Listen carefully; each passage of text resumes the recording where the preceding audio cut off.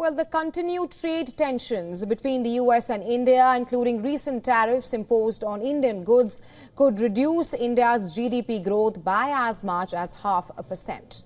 According to Anantha Nageswaran, Chief Economic Advisor to the Indian government, the tariffs, which target key export sectors, pose a major risk to India's economic expansion at a time when the global economy is already facing uncertainty.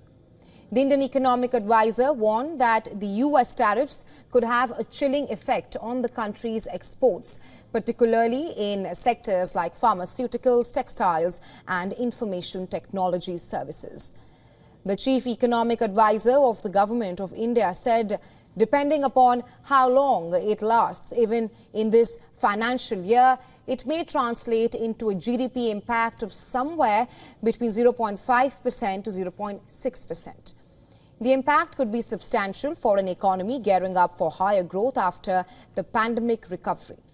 This comes as India is making strides to expand its export base.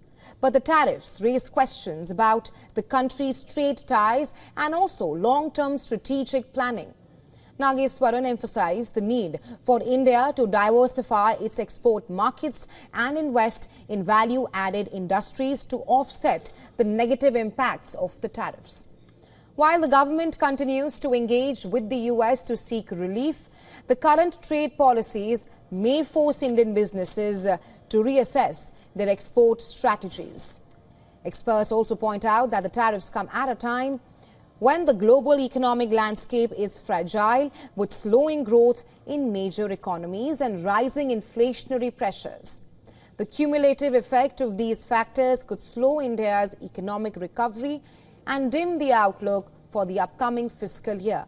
In response, India's policymakers are mulling measures to strengthen and boost domestic demand and support exporters through incentives and infrastructure investments. The goal is to strengthen the economy and buffer it against the external shocks from US trade restrictions.